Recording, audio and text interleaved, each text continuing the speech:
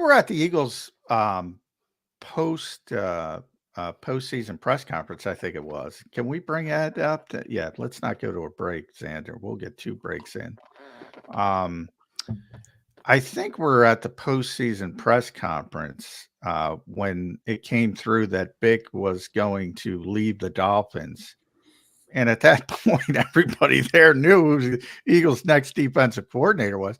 And Nick had to answer the question in the press conference. It was the postseason press conference, wasn't it? When it happened, Ed, when Vic Fangio it left the Dolphins during that press conference. Yeah, it was late in the press conference when the story broke that Fangio was leaving the Dolphins, and Nick was asked about it, and he said we have other good candidates we're looking at, and I think they had just interviewed Ron Rivera. Yeah, well, it was interesting from my perspective. It was interesting that the Eagles quickly got the Rooney Rule candidates out of the way. So when Vic left, all avenues were open, and it was there was no more leaks of interviews. It was Vic Fangio's job. I mean, I don't care. The Dolphins don't care. And we have a good buddy who covers the Dolphins and for Sports Illustrated, our buddy Alan Poupar. I mean, they didn't care. So is it tampering? If the tree falls in the forest and no one hears it, is it tampering if the Dolphins don't care? Well, the Dolphins moved on from him, right? I mean, they put out a statement. I mean, it's not like the Jonathan Gannon situation with the Cardinals where the Eagles wanted Gannon back. And, he had already begun the process of interviewing for the head coaching job. Now, the Eagles wanted to hire Fangio and, last year, and then it just didn't, the timing wasn't right. So, I think it was pretty obvious when they let him go that he was going to be the guy, but it's not like the Eagles said, hey, come join us, leave the Dolphins. It was the Dolphins who said goodbye to Fangio first. Well, and you believe that? You believe the Dolphins were going to fire him? Well, I mean, the statement they put out certainly seemed like they weren't happy with what, the job that he did, and some of the players weren't happy with it. So, yeah, I mean, I guess that didn't come out to the player. None of the players were on record until Fangio was announced as the Eagles' new coordinator. Then they came out of the woodwork like rats on a sinking ship. Oh, he's a pain in the ass. He's terrible.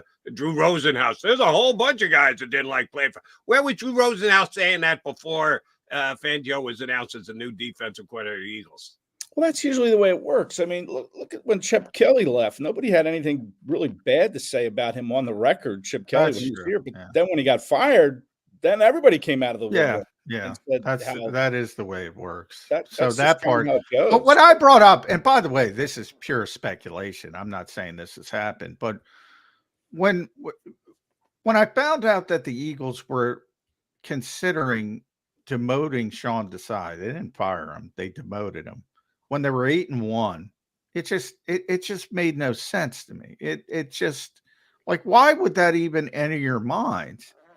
And I didn't even think about it, and I didn't even think about it, and I didn't even think about it. And then I said, you know what? Maybe Vic let him know that he was going to be available. Maybe. Yeah, I love the way you say that. Which makes more sense? Howie calling Vic or Vic calling Howie? Vic calling Howie. Really? Yeah. He's in the midst of coaching a season for the Miami Dolphins, who are trying to be playoff, or at that point, certainly they might have been leading the NFC because Buffalo had the falter in the middle of the season.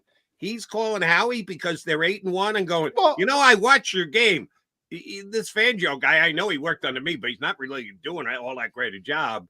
You and I should talk at the end of the season. You think that's more logical than Howie calling him? Look, I think you're making out way bigger than it was. These guys are friends. They're all friends. Fangio's friends with everybody in the building. He's friends with Sirianni. He's friends with Howie. Right, now I got to question that. How much time was Fangio under contract, handshake agreement, whatever you want to call it? How long was he actually in the building? 2 weeks. He was in the building. Oh my God! My best friends in the world I've known for 2 weeks. No, he was a friend of the program, as I like to say it. He was at training camp a bunch that entire summer. He stayed a friend of the program. I always forget his name. I wish that the Eagles all year, it was never reported. The Eagles had the former Houston Texans special teams coordinator helping out on special teams. Who knows? Maybe he's one of the reasons they got so much better. He was here all year, not a consultant, just a friend of the program. He would stop by at practice. He'd help out. They bounce ideas off him. That was Vic Fangio the year prior. He was not formally paid by the team until 2 weeks to the Super Bowl. Just hanging out, friend of the program, friends. They got coaches coming in and out all the stinking time. People, it's not this big grandiose. It might be a text. I'm not happy down here, right? You know, wink, wink. They're friends. It's like I text Ed Kracz. We're not friends, but, you know, Ed hates me, but I text him every day. Boom, boom, boom. We say things. Yeah. It's not some big meeting where you're saying, oh, let's screw everything. It's like, I don't like it in South Florida. I like it up there. You know, I'm probably not going to be around. I'm saying it makes some sense. It's not this big grandiose conspiracy where you got Deep Throat in the parking garage. It's probably a text. And they were like, well, Vic's going to be available. We love Vic. Jonathan Gannon said that him and Fangio, when Gannon was here that Super Bowl year, they texted every week. Gannon admitted we text every week, and we asked him what he texted about. He said mostly golf, but you know that's tongue in cheek. I'm sure they're, you know, talking X's and O's and you know different schemes and this and that. But you know he was a friend to the program. And if he sends a text, "I'm not happy here," then that's just a bad look for Fangio. I don't know why you'd want a guy who's in the middle of a you know, a playoff push. I'm not saying that happened. I'm saying right. It's speculation, but you know, I would think that wouldn't look good on Fangio if he's like already trying to get out when the Dolphins are sitting there with, you know, the division at stake. But he wanted to get out last year, and to his credit, he stuck to the contract. He agreed to the contract. That's what I was told.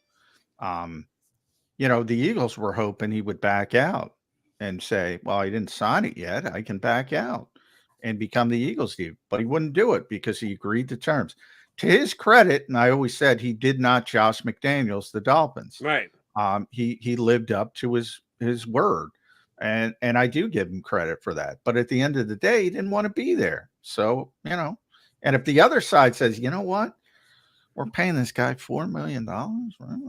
You know, why are we paying this guy that much money when we can get similar production at a much cheaper rate for a coordinator? That's what I think happened from the Dolphins. I'm telling both of you guys, certainly, John, you more importantly, because we do this every day. We get Eddie up about every 2 weeks. But Ed, know full well when you come on starting in camp, one of my questions is going to be, and what friend of the program did you see? Part of your job now is going to be able to pick out guys who aren't under contract to the Philadelphia Eagles, but are former coaches elsewhere and may have a tie to someone who's a coach on the Eagles team, because it sounds to me like the Eagles got a whole bunch of friends in the program. Oh, they do. Frank Reich was a friend of the program. You know, Nick texts them all the time. They got, you know, I'm trying to look up. I always forget his name. Because Adam Kaplan and I were the first ones to see him because we recognized him, and he was around all year. And I'll find the name as we continue. My personal favorite happens to be Jim Bob Cooter, because Nick Jim Bob was pointed him out. Oh, there goes Jim Bob Cooter. So they have a whole bunch of friends in the program. So my next question logically has to be, Ed Kracz, do too many cooks spoil the broth? Did the Eagles have too many friends of the program? Oh, I don't know about that. You know, it's always good to know people, to bounce ideas off of, to, you know, help you if you have a question. I don't think so. I mean, I wouldn't be surprised if Frank Reich is on speed dial. He may not have a role like Fangio didn't have a role, but Gannon talked to him regularly. I mean, that could be Frank Reich. And I don't really see the harm in that. I don't think there's too many cooks spoiling the broth. I mean, it's just someone there to, you know, throw some advice out if you need it. I don't think you can ever have too many friends, to tell you the truth.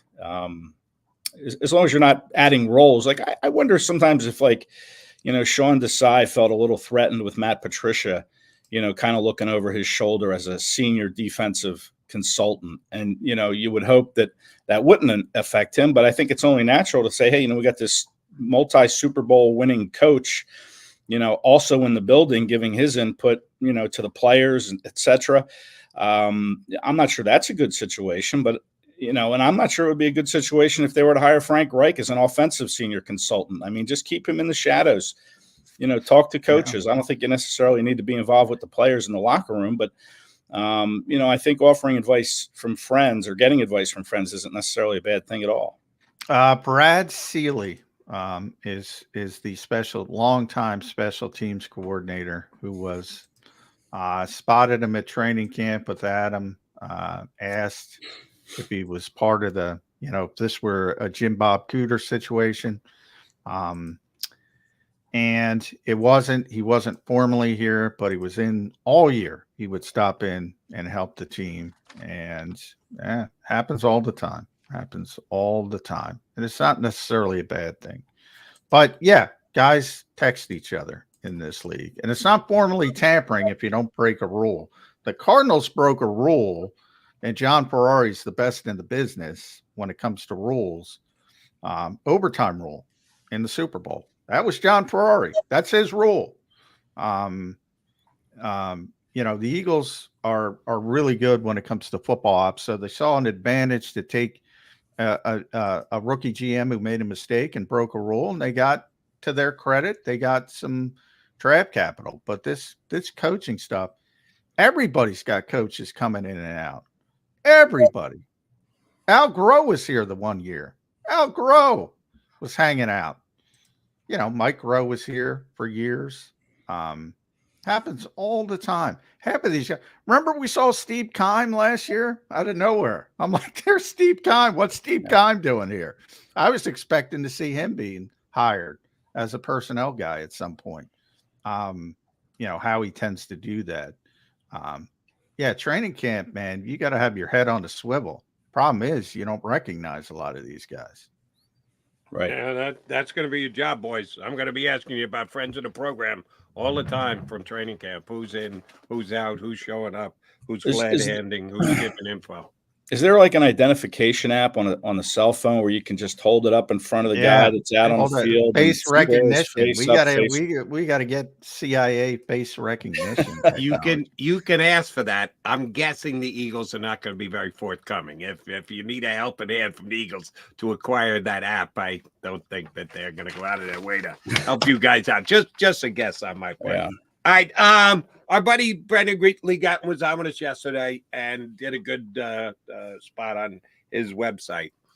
Eagles' most improved player in 2024. He threw out the most improved Eagle in 2024. He gave 5 possibilities. Crystal ball, Ed Kracz, who do you think will be the most improved Eagle in 2024 over what they've done 23, however far back you go, but the most improved Eagle this upcoming season? Wow. I mean, I think Milton Williams was pretty improved last year. I mean, he didn't really get that many opportunities, as many as you'd like to see him get, but I think he could be in the mix here for the most improved player on a defensive line that's kind of in flux. New defensive coordinator in Vic Fangio. I think Milton Williams could be a very improved player. He's never had more than, I don't know, I want to say 2 or 3 sacks, and that's not all there is. I mean, I think Milton Williams is very good in the run game, but I think you could see perhaps his sack total go up a little bit this year. I think it's the final year of his contract coming up. So I would say Milton Williams would certainly be in that mix for me to be the most improved player.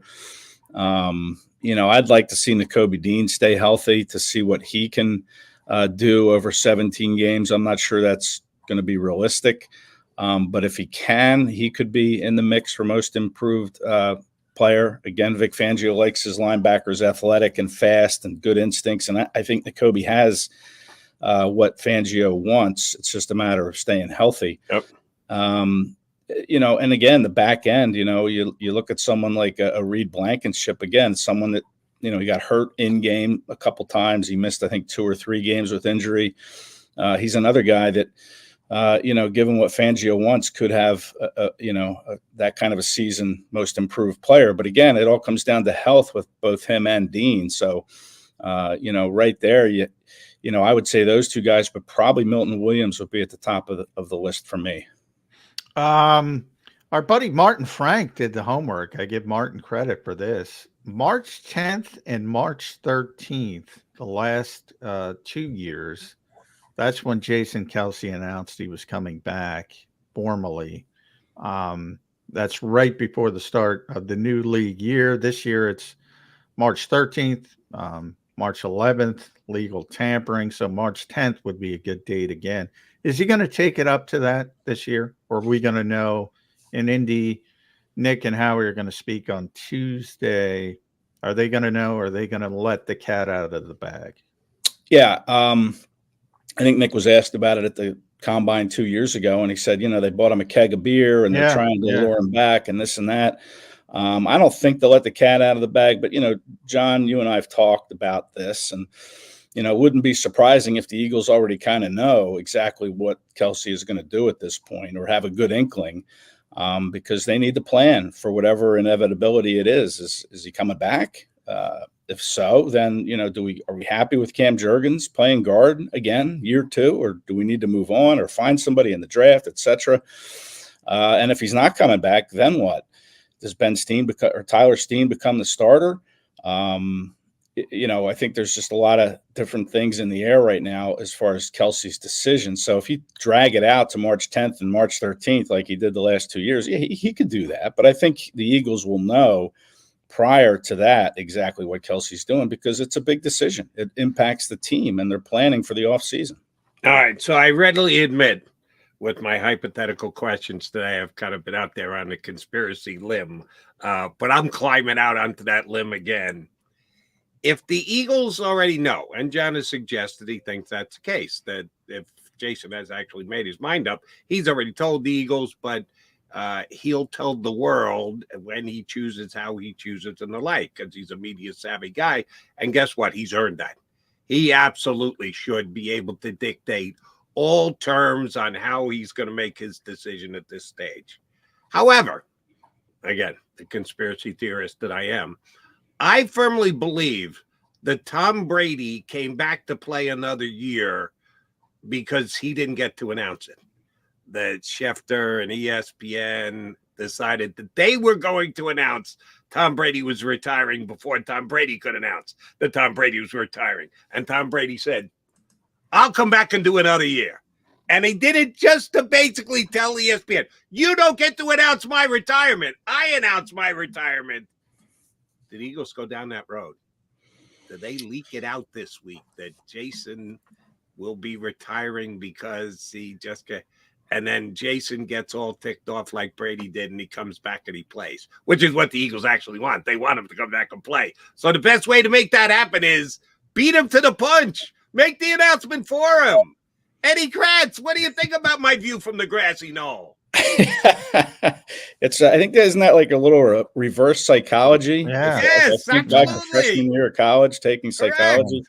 That's I don't think that'll happen. But Jason Kelce has said over these last couple of years, when he decides to retire, he's going to do it in kind of a grandiose way. Like, people will know. I mean, he's going to make a statement out of it, kind of like he made at the championship parade when he came out in the Mummers costume. I mean, that's the kind of decision I'm expecting, is something with that kind of, flavor to it, something big. And, and the Eagles already kind of did leak it. I mean, he told players after the game in Tampa that he was going to retire. So, I don't think he was real happy with that the players let it out. His teammates talked to the media in the locker room afterward and kind of put that out there. And so he backed off from it. And now, maybe he is thinking the Tom Brady way and saying, I want to go out on my terms. And he has said that before. He wants to go out in a way that kind of leaves a mark. So, did they steal that from him? Could the Eagles steal that from him in Indianapolis next week? Maybe. It would. I don't know if that'd be interesting. Yeah, that'd be interesting. But I still think he's. I still think he's going to retire. he's already investigated, these other broadcast avenues, on Amazon and Prime and ESPN. So I just think that he's probably going to retire. But you're right, Jody. He wants to do it his way, and I don't think the Eagles would, betray that. Their brain trust anyway. I don't think Sirianni or Roseman are going to come out and say, "Yep, we know he's retiring," because that would steal the thunder from Kelsey, and they wouldn't. Oh do no, that. it would be leaked through information. Yeah. They're not coming out on a podium in Indianapolis. I can guarantee you that. Well, Right. Jordan Mailata was out at the Super Bowl. Now Jordan's got quite the personality himself, and he was like, he's not coming back. Come on, guys. He's got his shirt off. He's playing poker with Bert Kreischer. He's trying to jump through tables, and Buffalo couldn't find one, but he's not coming back. Lane Johnson basically in the locker room in Tampa said everything, but he's not coming back. Can he change his mind? Yes, of course. He's done it before. And that's an interesting way Jody phrased to get him to change his mind. I don't think he's changing his mind this time, Ed. I think we're going to turn the page. And if you do turn the page, Cam Jurgens going to be the center. Can't count on Tyler Steen. Is that right guard spot? Is that something you should look at in free agency potentially? Yeah, I think so. Sure. Listen, I mean, Cam Jurgens did not grade out very well, if you believe the Pro Football Focus grades that they put out. I mean, he was one of the worst guards in the league. He got off to a really good start the first month, and then he got hurt. He hurt his foot and missed, went on IR and missed 4 games and came back and just didn't seem to be the same player he was to start the year. Maybe year 2, he'd be a little more confident in his game. I don't know, but I do think you need to bring in some competition other than Steen to compete for that job, because remember, you're going to lose Jack Driscoll too, who could also have that versatility to play guard. I don't think Driscoll's coming back. He might, but you're going to have, if you lose Kelsey, you're going to lose probably Driscoll too, and probably Sua Opeta. So you need to address the line in some form, whether it's free agency, or the draft. I've seen this I think an Oregon kid, this center, with 2 last names. I can't remember his name, but he's been mocked to the Eagles in the first round he could play center. Maybe he's the center and they keep Cam at the guard spot. I mean, there's a lot of different ways they could go for sure at that spot, but I don't think you just leave it status quo and hand the job to Jurgens again. All right. 'Tis the season to renegotiate contracts, and the Eagles will try and do that with some of their players who are big numbers for this upcoming year, and really need to bring them down so that they can have cap flexibility and the like. I want to talk about a renegotiation, and I'm not even sure who does it, whether it's Howie, whether it's Don Smolinski, or whether it's the big man at the top, Jeff Lurie. If I'm Big Dom and my contract is up, and Derek Gunn is going on record as saying part of the problem was when Big Dom was out, Nick can't control my emotions. Sirianni ran amok. If I'm Big Dom, I'm walking in and asking for a raise. Do you know? Would you like to speculate on who he would do that with? Who's By the way, Dom hates Dom hates all this crap. By the way, sorry, Big Dom. Yeah. He would go to Howie. I mean, a couple of years ago, Howie gave all these new titles out to people. Yeah. He talked about, handing out titles, and he gave Dom's title changed then? Oh, yeah. Yeah. He's senior advisor to the general manager, chief security officer. That's Dom's title. Right. So he would go to Howie. Oh, so to Howie. And then Howie would go to Lurie, I guess, and say, "Hey, our Big Dom wants, a big raise." He's a big guy, and I don't want to be the one to tell him no. Would he qualify for their top 51? Could he have an impact on the salary? No, that's a joke. No, I'm just on the salary cap, you're saying? Yeah. You think Big Dom's salary counts on the cap? No. Unless when Jody came to training camp, he saw behind the curtain, so to speak, of how I know what each day of practice is, whether it's a green day, a red day, a mauve day, whatever color the day is for practice, which basically means 45 minutes, 50 minutes, or an hour. Either way, that's our buddy Big Dom. But yeah, I mean, at what point do people start blaming the stinking players for this? It's everything. It's everything but the players, Ed. Everything. Oh, Dom can't control Nick's emotions. Nick can't do this. The coaches stink. This, that, the. At what point does somebody look at the players? And we went down this yesterday. You look at that 1-6 finish. Other than some special teamers, Jake Elliott, who's phenomenal, Braden Mann, tremendous, Britton Covey, who lived up to their expectations over those final 7 games, player-wise? Smitty, that's it. One. We came up with Smitty. Devontae Smith. Besides the special teamers, bunch of special teamers. Yeah, Smitty. You're right. But, listen, the players, you talk to the players and they take the blame, some of them. They'll point to themselves. The coaches can only do I'm not saying, yeah, they took They I'm talking about the everybody else, though. Right. Everybody else is like, oh, freaking Dom. I mean, come on. I mean, the Dom's great, but that's not the difference between a win and a loss. It's not. I'm sorry. In defense of my guy, D Gunn, he did bring up 2 things yesterday, and he put Jalen Hurts first, and the pressure of the contract and everything else. And then second was Big Dom couldn't reel Sirianni in. So he did start with a player, Johnny Mac. He at least did in his 2. What the hell happened to the Eagle Nuggets? No, I'm not Number blaming. 1 was Jalen Hurts. Number 2 was everybody know. Everybody should. I love D Gunn. I'm not talking about D Gunn. I'm talking about people who are taking that to the next level. D Gunn's just giving you information he heard. That's it. I'm talking about the people taking it to the next level, thinking that, oh, because Dom's not there, they're losing football games. I mean, guess what? Well, do you think D Gunn was doing that? No, I don't think D Gunn was doing that. Guess what? Dom didn't control his emotions with Dre Greenlaw. Very true. Everybody forget about that? And he got fined for it, right? He had to come out of pocket for that. And suspended. I mean, he was suspended over the final few games. Yeah. Listen, coaches say and do things in the heat of the moment, and the players can't be so thin-skinned to say, "Oh, well, Nick got mad at us, and we're not going to catch a pass or make a block or rush the passer as hard because we're mad at the coach." I mean, I don't see that being a big reason for why they struggled down the stretch. Just like the other report that came out that there was something that happened outside the locker room, off the field, like whatever that is. That's nonsense.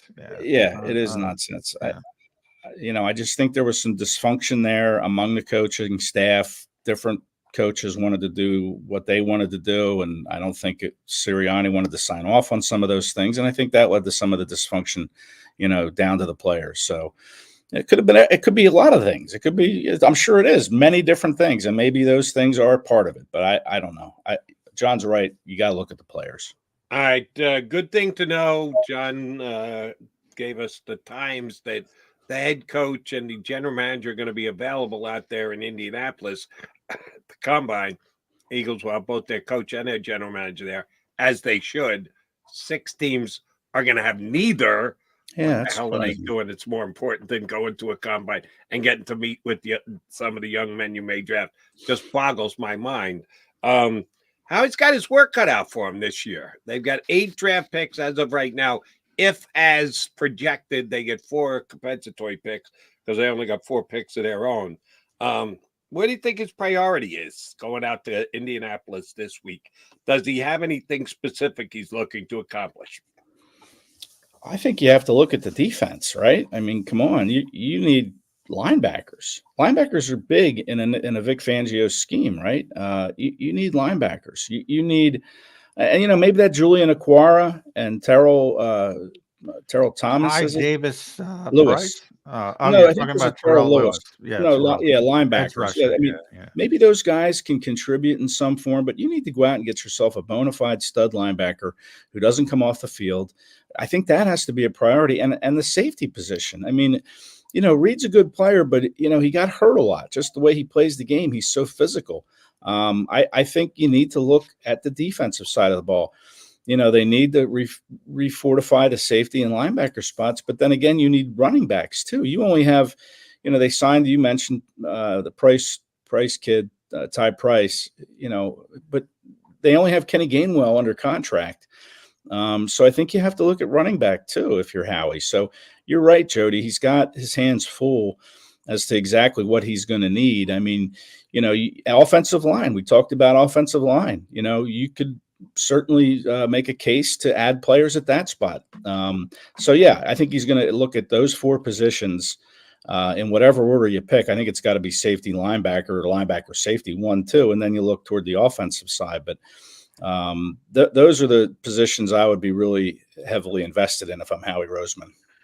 At Kracz E, make sure you follow Ed on X, Twitter, if you like to call it there. You can read them every day at si.com/NFL/Eagles. Since we brought them up, you brought up Okwara. The Eagles gave him a contract worth $2.675 million up to $6.75. That's rare for a futures guy. And then they gave Ty Davis-Price more than that. So they have the 2 highest priced futures contracts in the NFL, which tells me 2 things. They think these guys have a legitimate shot to make the team.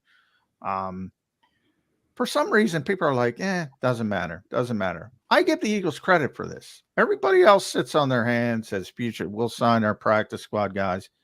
Eagles are uncovering rocks. I think that's a good thing. Might not be anything, but I like it. Is there any reason not to like it?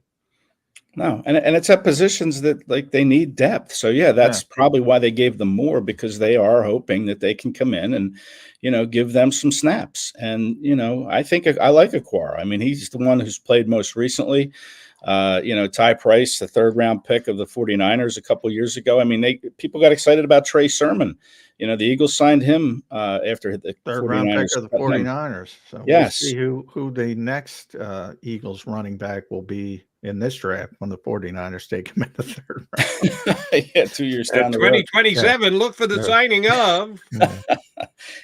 I think that it's a good idea that what the Eagles are doing, and it's, these guys aren't household names, but they could be guys that contribute in some way at some point for them this year. I think it's a good thing.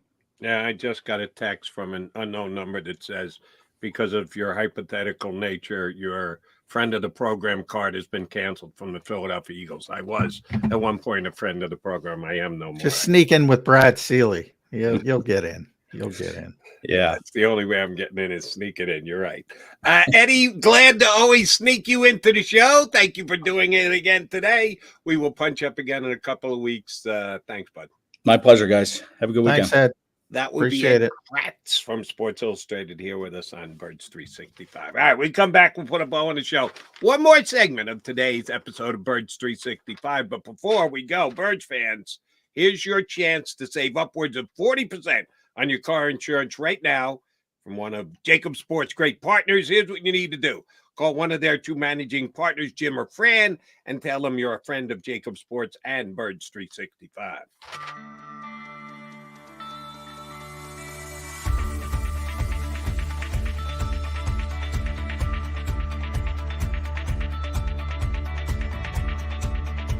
Hi, I'm Jim Muehlbronner, Managing Partner at Delval Insurance Group.